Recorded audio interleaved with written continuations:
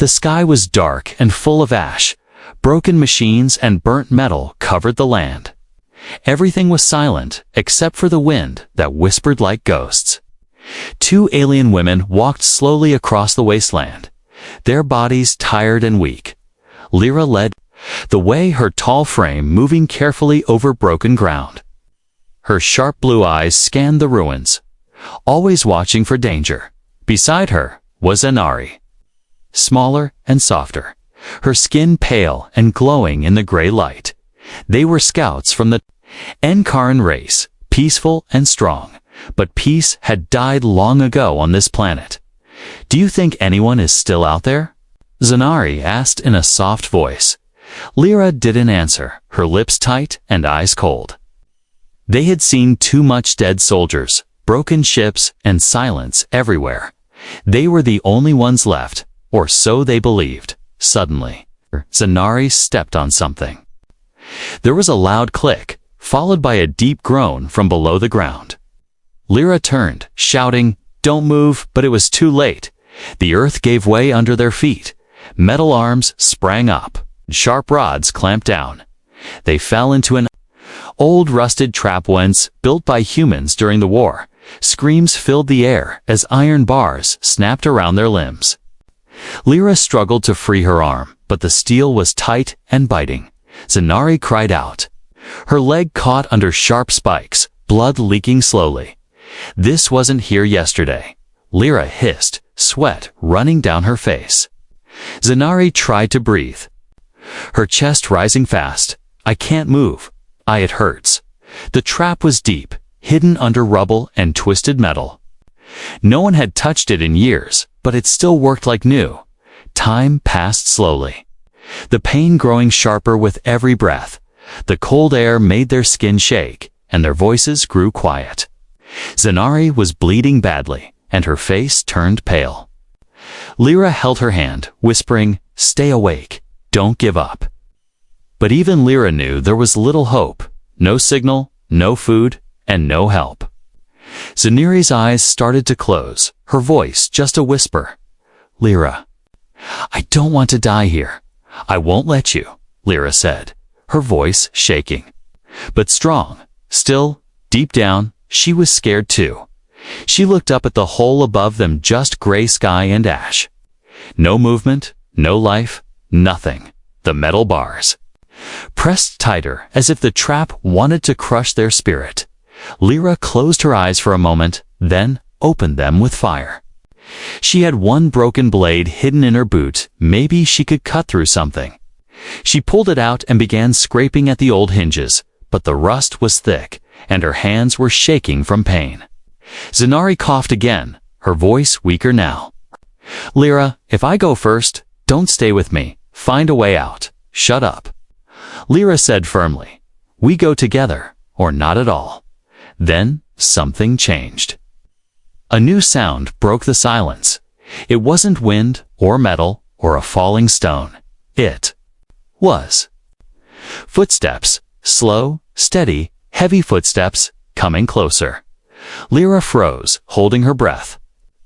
Zanari's eyes opened. Barely. "Is someone there?" Lyra said nothing, her heart pounding in her chest.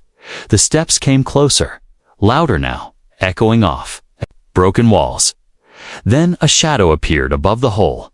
A figure stood there, tall, wrapped in a long coat, a mask covering his face. He looked down at them, silent, still, watching. Lyra raised the blade and shouted, "Don't come closer." But the figure didn't move. Instead, he knelt at the edge of the hole and looked at the trap. Zanari coughed again. "Please, help us." The figure finally spoke, his voice low and rough. "You're not dead yet. That's something." He pulled out a small tool and began working on the rusted bars. Lyra didn't lower her blade, but her hand was shaking, piece by piece. He started to break the trap open. He didn't rush, but he didn't stop either. Lyra watched closely, still unsure if this was rescue or another trick. But Zanari looked at him with tears in her eyes for the first time in days. There was a tiny spark of hope. Asterisk. The metal groaned as the stranger kept working on the rusted trap. His fingers moved with calm skill. Not fast, but not slow either. The wind blew dust over his shoulders, but he didn't seem to notice. His coat was torn at the edges, and his gas mask was scratched, yet his hands were steady, strong, and focused. Lyra watched him with narrowed eyes. She didn't trust him, not yet, not ever. She had seen humans kill, burn, and destroy. She had no reason to believe this one was different. But Zanari, still bleeding and weak, looked at him with quiet hope. Her voice trembled. "Are you really helping us?" The man didn't answer, only shifted the tool and pushed again. A loud snap echoed, and one of the bars broke loose. He tossed it aside, and sparks flew into the air like tiny stars. Lyra kept the broken blade ready in her hand. "If you hurt her," she warned, "I'll take you down with me." The man looked at her for the first time, eyes calm behind the mask. "Then you better hope I'm here to help," he said simply. One by one, the trap opened. The metal arms fell back with screeches, and dust filled the air. The man stepped down carefully, moving towards Inari first. Her leg was bent the wrong way, and blood had dried on her skin. Still, she tried to sit up, but cried out in pain. "Stop moving," the man said. "You'll make it worse." He slipped his arms beneath her gently and lifted her like a child. Zanari gasped, not from pain, but from the strange comfort in his touch. It had been so long since someone touched her with care. Lyra stood now, shaky and angry. "I can walk," she muttered. Though her knees buckled, the man didn't argue. He just glanced at her and started walking. Lyra followed, limping, using the broken blade like a crutch. She didn't want to trust him, but she also didn't want to die. They walked through the ruins, the world around them still broken and empty. Twisted metal, burnt ground, shattered helmets from a war long gone. And in the middle of it, all this human walked like he'd been here forever. Like he was a part of the wreckage, but still alive. He carried Zanari without speaking. Lyra limped beside him, her eyes always on his movements. The silence between them was heavy, but not cold. It was the silence of people too tired to ask questions, too scared to break the fragile moment of peace after what felt like hours. They reached a half-buried building. Old steel doors lay flat on the ground, covered in dust and vines. The man kicked one open with his boot, revealing a small stairway down. They entered a dark tunnel, lit only by a few dim lights from ancient batteries. Inside was a small shelter, warm, dry, and quiet. Piles of scrap were sorted into corners. Tools hung from hooks. There was a bed, a heater, and shelves full of old books and food packs. It wasn't much, but it was more than anything Lyra had seen in weeks. The man laid Zanari on the bed gently. She winced but didn't scream, her hands gripping the edge of the blanket. He took out a medical kit and began cleaning her wounds. Lyra watched every move, standing by the door with her blade still ready. "You got a name?" he asked finally, without looking up. "Lyra," she said coldly. "She's Zanari." He nodded. "I'm Elias." Zanari looked at him with tired eyes. "Are you the only one here?" Elias nodded slowly. For a long time now, he worked in silence again, wrapping bandages with care. Then he handed Lyra a food pack. "Eat before you fall over." She took it, not saying thank you, but she ate like she hadn't in days. Zanari's fingers trembled as she drank from the warm bottle he gave her. A strange peace settled in the room. The heater hummed, soft light glowed, and outside the wind screamed but could not enter. Lyra lowered her blade at last and sat on the floor. Elias leaned back in his chair, watching them both without judgment. Zanari whispered, "Why did you save us?" Elias looked at her, then at the fire. "Because I was tired of being alone," he said quietly. Lyra frowned, confused. "That's it?" "That's enough," he replied, "isn't it?" For a moment, no one spoke, but something shifted. Inside Lyra's heart, a small, tiny voice whispered that, maybe, just maybe, this human wasn't like the others, and in that dark shelter, surrounded by metal and ash, two alien women began to feel something they hadn't felt in a long time. Safe. Elias woke before the first light touched the sky. The shelter was silent. Filled only with soft breathing, he stood up, his boots quiet on the metal floor. He checked Zanari first. Her bandages were clean, but her fever still burned. Then he looked at Lyra, who had finally fallen asleep against the wall. Holding her broken blade, he didn't wake them. Instead, he packed supplies, quietly water, dried food, medical tools, and spare fuel cells. Outside, the storm had passed, leaving a dull gray stillness behind. The ruins beyond the shelter stretched like a dead city, broken and forgotten, when Lyra finally opened her eyes. She reached for her blade, but Elias raised his hand slowly, offering her a drink instead. "We need to move," he said simply. "This place won't be safe for long." Zanari groaned softly, trying to sit up, her face pale and thin. I can't walk," she whispered, her legs still wrapped in thick bandages.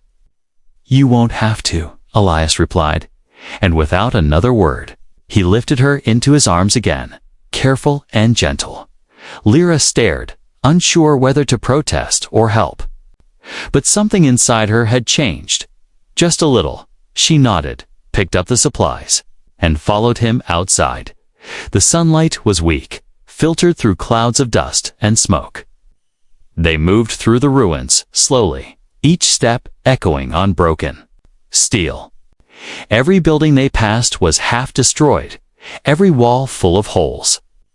Old war machines lay frozen in place, some covered in rust, others burned black. Elias walked like he knew the land by heart.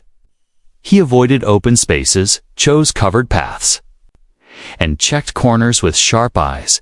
Zanari rested her head against his chest, her breathing soft. Lyra followed closely, blade in one hand, bag on her back.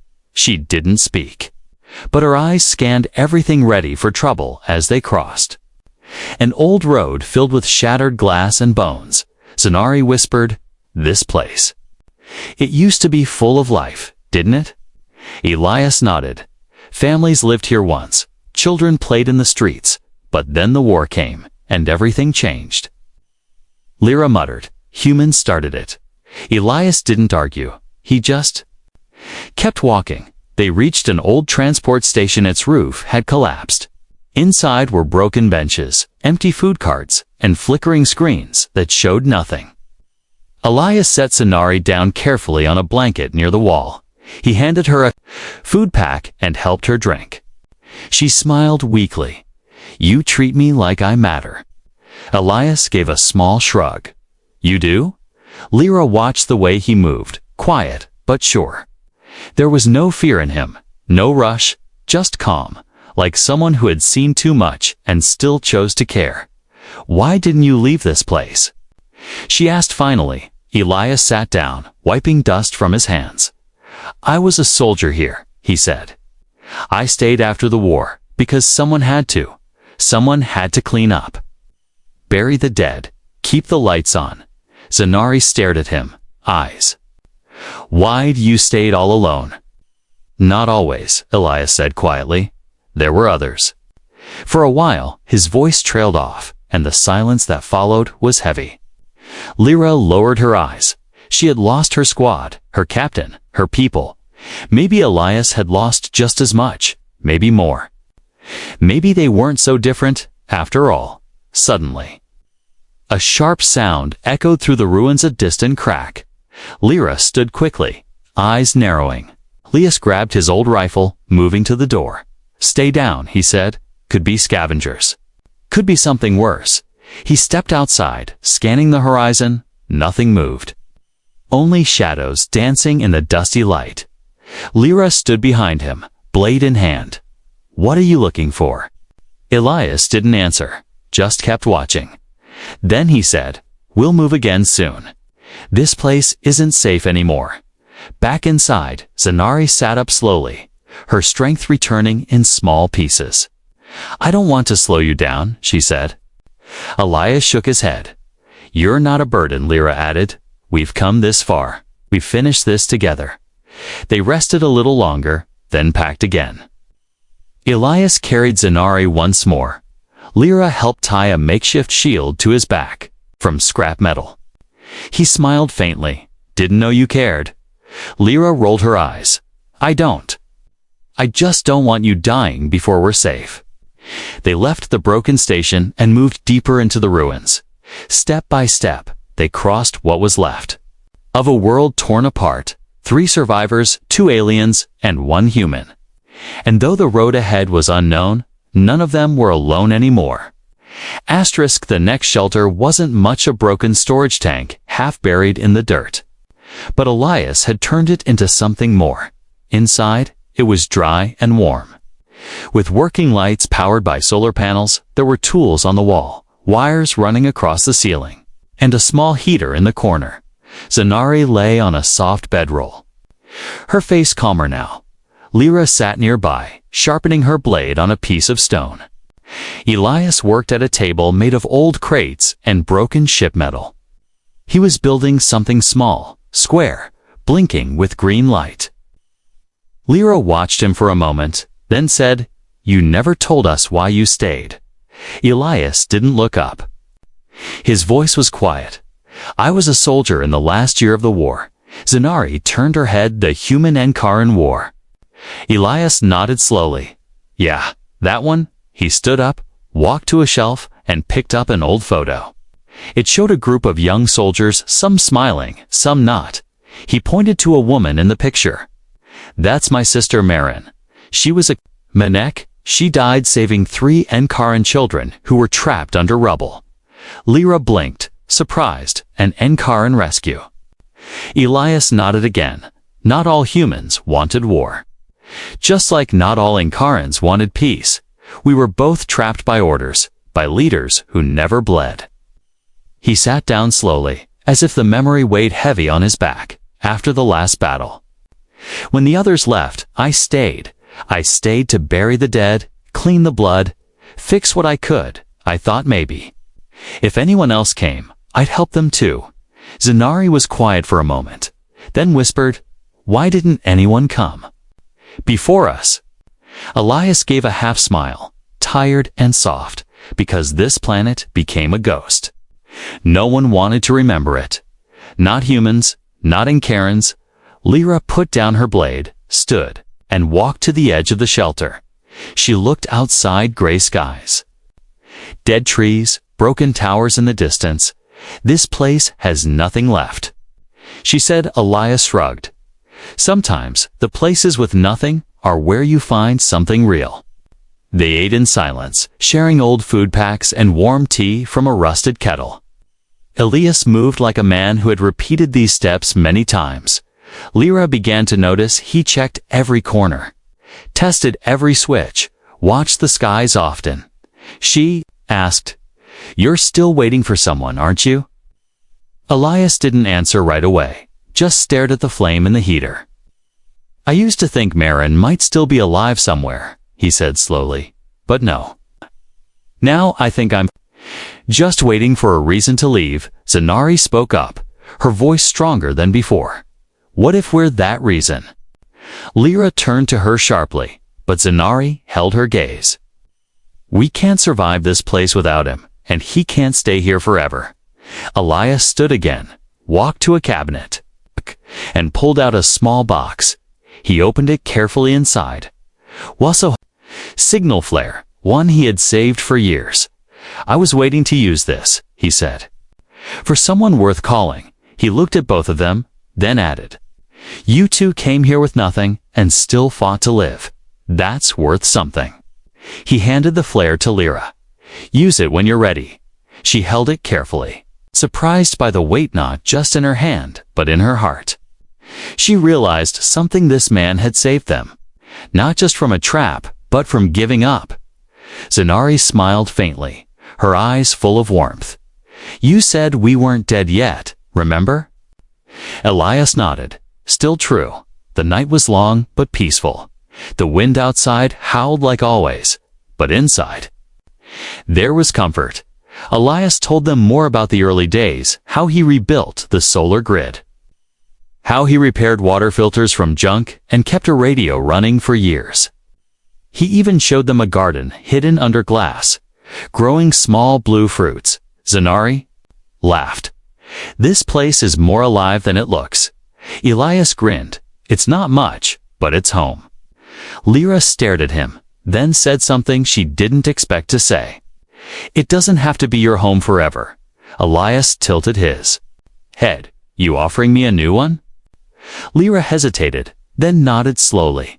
Maybe that night, under cracked metal beams and a sky full of dust, 3 souls sat together, human and alien, sharing silence, fire, and old stories. The war had left scars. The planet had fallen. But in this small shelter, something was rising again. Not just survival, but connection, and maybe the beginning of something new. Morning came with a soft light breaking through the cracks in the shelter wall. The sky outside was still gray, but the wind had calmed. Inside, Elias was already up, checking wires and circuits along the wall. Lyra watched him while sharpening her blade, her mind still turning with doubt and quiet trust. Zanari sat up with effort, her leg better, though still weak. I had a dream, Zanari whispered, looking at the ceiling. Lyra raised a brow. About what? Zanari smiled. About home. About our mother waiting by the landing port. Elias looked over his shoulder. You want to make that dream real? He walked to the far corner of the shelter, pulling back a large metal sheet. Behind it stood an old Encaron signal console, dusty and dead. Lyra stared at it, eyes wide. This is our tech. How did you get this? Elias gave a small grin. Pulled it from a crashed scout ship 3 years ago. Didn't think I'd ever use it, but maybe today's the day. He began connecting wires, cleaning the panels, and placing solar cells to power it. Zanari crawled closer to help, her fingers moving gently over the keys. It might still hold Encran frequencies, she said. Elias handed her a screwdriver, then wake it up. It took hours, patience, and 2 overheated power cells. But at last, the console lit up, blinking with a green pulse. Zanari and Lyra stared as a soft hum filled the room. I can try sending a short message, Zanari said, her voice full of hope. We can call for rescue. Lyra nodded, stepping back. Do it, Zanari typed slowly, fingers shaking. She sent their coordinates and a simple message. Survivors found Denkaran and human requesting pickup. The message went out in a burst of static. They stared at the console, waiting. For a long time, there was only silence. Then a single light blinked, and a reply appeared. Signal received, Encaran ship, en route. Estimated arrival, 36 hours. Zanari clapped her hands over her mouth. Tears in her eyes, Lyra stepped closer to Elias. We're going home, he nodded, smiling. But something in his face didn't ease. His eyes kept drifting toward the console, toward the wires outside. Zanari noticed too. What is it? Elias stood slowly, voice quiet. The console sends a wide-range pulse. Not just to Encaran's. Lyra's smile vanished. Who else can hear it? Scavenger gang's Rogue A is leftover drones, Elias said. Anything still awake out there, as if to answer him. The shelter lights flickered. A low vibration ran through the ground, soft but steady. Lyra rushed to the entrance, pulling aside a rusted door panel. In the far distance, just beyond the dead trees, something moved. A tall machine with red glowing eyes stepped into view. It moved on for spider-like legs, metal jaws snapping with each step. Zanari gasped. A hunter drone. Elias grabbed his rifle from the wall. It looked like one of the old war models, built to clean up anything left breathing. Lyra tightened her grip on the blade. Can we run? Elias shook his head. Too slow, and Zanari can't move fast enough. Zanari pulled herself to the wall, fear in her voice. It's coming straight here. The hum of the drone grew louder, deeper. Elias stepped outside, placing old scrap. Shields and mines around the front of the shelter. Lyra followed, helping him set tripwires and explosive cans. Zanari worked the console again, trying to send another signal. Come faster, she whispered. Please, come faster. The ground trembled as the drone approached. Its body was covered in old battle scars. Its weapons still sharp and deadly. It stopped just 50 meters away. Scanning the shelter with glowing sensors, a voice rang from IK. Alt-biotic biologicals detected, preparing termination. Elias stood in front of the shelter, rifle aimed. You want us. Come get us, he said under his breath. Lyra took her place beside him, eyes burning with fire. 2 against 1 machine, but they stood tall. Zanari, behind the wall, prayed. Please. Not now, not like this. The drone stepped forward, its weapons glowing blue.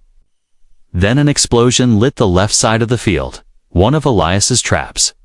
The drone staggered. Smoke rising from its side, Lyra dashed forward, slashing at its leg. Metal clashing with sparks, Elias fired. Again and again, aiming for the head. But the drone didn't fall. Lid roared and swiped with its claw. Knocking Lyra back, she hit the ground hard. Gasping, Elias ran to her, pulling her away just before. Another blast scorched the earth. Inside, Zanari screamed. No. The drone raised its cannon again, ready to fire. But then a sound echoed across the sky. A deep hum. A shadow above. Zanari looked up, and her eyes widened. It's the rescue ship, she cried. Blue light beamed from above, cutting through the clouds. The drone paused, scanning the air. Then the ship fired a precise bolt of energy, hitting the drone's core. It exploded into pieces, metal flying in every direction. Smoke filled the field. And silence returned. Lyra coughed, standing. Slowly, Elias helped her up. His arm bleeding, but he smiled. You called them just in time. He said. Zanari stepped outside, tears on her face. We made it, she whispered. We're not alone anymore. Asterisk smoke still filled the air, thick and hot. Pieces of the broken drone lay scattered across the ruined ground. The rescue ship hovered above them, silent and powerful. But no one moved, yet not Elias. Not Lyra, not Zanari. They stood frozen, hearts pounding, eyes wide. Zanari was the first to break the silence. She rushed forward with tears in her eyes. Falling into Elias's arms. You didn't run, she whispered. You stayed, Elias. Held her tight, his voice rough. I promised I wouldn't let you die. Lyra leaned on her blade, breathing hard, her side bleeding. She looked at Elias, something different in her eyes. Not just respect, but something deeper, something warmer. You fought that thing like it owed you money. She muttered with a half smile. Elias chuckled. Maybe it did. The ship lowered slowly, its hatch opening with a hiss. 2 Enkaran medics stepped out, their faces hidden behind glass masks. One pointed at Zanari and Lyra, scanning their wounds. The other hesitated, staring at Elias. Then, softly, he said. A human. Lyra stepped forward, her voice steady. He saved our lives. He carried us, healed us, and fought alone when we couldn't. The medics glanced at each other, unsure what to do. Zanari stepped beside Lyra, her hand holding Elias's. If he doesn't come, we don't come, she said firmly. A moment passed, heavy and still. Then one of the medics nodded slowly. All right. But he must be scanned. He'll be treated like a guest, not a prisoner. Elias didn't speak, just looked up at the ship. It had been years since he'd seen the inside of one. Years since he had hope of leaving this cursed land, he looked at the two alien women beside him. They weren't just survivors now. They were his people. "Let's go," he said softly. They walked together toward the ramp, step by step, through smoke and ash, through pain and memory. They left behind the wreckage. The broken shelters, the lonely nights, inside the ship. Everything was clean, bright, and warm. Zanari gasped as she saw the walls lined with soft light and polished steel. Lyra narrowed her eyes, still alert but clearly impressed. Elias squinted, unused to the brightness. He was a shadow in a world of glass and light. The medics guided them to a medical bay. Zanari was placed gently on a bed, machines checking her vitals. Lyra sat beside her, letting a nurse clean her wounds. Elias sat last, stiff and quiet. He watched the way everything beeped and hummed. So different from his world of scrap and silence. A tall Encaran officer entered the room. He looked at Elias, then at the girls. "My name is Commander Kareth," he said. "I received your signal and read your report." He turned to Elias, his face unreadable. "You were a soldier in the human war." Elias nodded. "Long ago, you stayed behind," Kareth continued. "Why?" Elias sighed. "Because I couldn't walk away from what we destroyed." The commander was silent for a long moment. Then he said, "We were told all humans on this side had died." "Looks like the report was wrong," Lyra said flatly.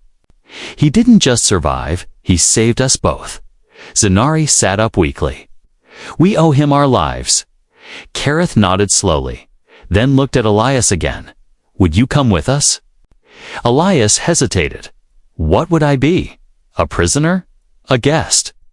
Kareth replied, "Neither. You'd be a survivor, like them." The words hit Elias harder than a bullet. For so long, he had been the last, the forgotten, the left behind. But now, he wasn't alone. Zanari reached for his hand, smiling. "Come with us," she whispered. "Let's start over together." Lyra didn't smile, but she stepped beside him and nodded. "You've earned a place among us." Elias stood slowly, the pain in his bones reminding him of all the years that had passed. But for the first time in those years, he didn't feel tired. He felt ready. Ready to leave the ruins behind. Ready to follow the stars again. The ship's engines hummed as they rose from the ground through the window. Elias watched the broken world fall away beneath them. The rusted traps, the twisted machines, the long-forgotten graves, all left behind, all fading into dust. And between him and the future sat two alien women, his unlikely family. They had whispered goodbye once. Now, they whispered something new. Hope. The stars outside the window were brighter than Elias remembered. For years, he had looked up at them through broken roofs and clouds of ash. Now, from the Encaran ship, they looked alive like tiny fires lighting a new road. He stood near the window, hands resting on the cool glass behind him. Soft footsteps echoed on the metal floor. Zanari leaned on a cane as she walked toward him, her legs still healing, but her spirit stronger than ever. She stood beside him in silence, looking out into space. "We're really leaving it behind," she whispered. "The dust, the ruins, the pain." Elias nodded. "Yeah, but a part of me still feels like I'm dreaming." Zanari smiled. "Then I hope we don't wake up." The ship moved quietly. Gliding through space like a gentle wave, Lyra sat alone at a small table, sharpening her blade out of habit. She glanced up as Elias approached. "You clean up?" "Nice," she said dryly. Elias looked down at the clean shirt the medics gave him. "No holes, no blood, not used to it," he muttered. Lyra chuckled, the sound low and rare. "Get used to it, soldier." They sat together in silence. No orders. No war, no alarms, just peace. After everything they had seen, this stillness felt strange, but not bad. Just unfamiliar. Zanari joined them a few minutes later, carrying 3 warm cups of tea. She handed one to Elias, one to Lyra, and kept the last for herself. 2 surviving, Zanari said. Raising her cup, Lyra nodded. To fighting back, Elias paused, then lifted his cup with a small smile. To finding something worth living for, they drank slowly, letting the warmth spread through them. The silence was full, not empty, filled with trust, with understanding they had been through fire and ruin together. Now, they were heading somewhere unknown. But together, later that evening, the ship's intercom buzzed. Approaching Encaran main vessel, said a soft voice. Prepare for docking. Zanari's hands shook as she held onto the edge of the table. Lyra stood and helped her steady. This is it, Zanari said, voice trembling. We're really going home. Elias didn't speak, but his heart pounded. What would they say when they saw him? A human brought aboard an Encaran fleet ship.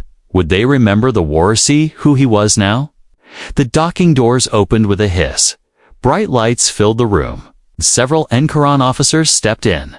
One of them, older with silver stripes on his shoulder, looked directly at Zanari. She gasped, dropping her cane. Father? He rushed forward and held her tight, tears falling from his eyes. I thought you were gone, he whispered. I thought I lost you. Lyra watched from the side, quiet and still. But then a younger officer stepped forward and grabbed her. In a hug, Lyra, you stubborn blade, you survived. Lyra blinked, surprised. But she hugged back tight and fast. Her voice cracked. I told you I would. Then all eyes turned to Elias. He stood a few steps back, unsure. The older officer looked at him with hard eyes. You are human. Elias nodded. Yes, sir. I stayed behind, I helped them, I protected them. I don't ask for reward, only a place. There was a long silence. Then Zanari stepped forward, her voice clear. If you won't welcome him, then I won't stay. Lyra joined her. Me either. The officer looked between them, then sighed deeply. We remember what humans did, he said, but we also see what this one did not do. He looked at Elias again, his expression softening. You saved my daughter, human, for that. You are welcome. Elias finally let go of the breath he had been holding. Thank you, he said quietly. The officers stepped aside, letting them all pass into the main ship. Clean halls, high ceilings, and the scent of fresh air greeted them. For Elias, it was another world. He had been living among ruins. Now he was walking through hope, and yet, it wasn't the lights or technology that felt like home. It was the 2 women walking beside him. They were different species, different worlds, but something deeper connected them now. A bond made in pain, tested by fire, and sealed in loyalty. They weren't just survivors anymore. They were family. As they walked down the corridor, Zanari leaned toward Elias and whispered, You're not going back, are you? He shook his head. Not a chance. Lyra grinned. Good. Because someone needs to teach these people how to shoot straight. Zanari laughed. And someone needs to fix the food. Elias smiled. Guess I've got a lot of work to do, outside.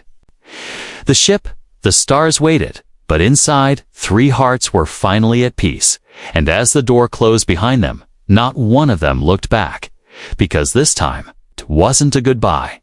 It was the beginning of something new, something called home.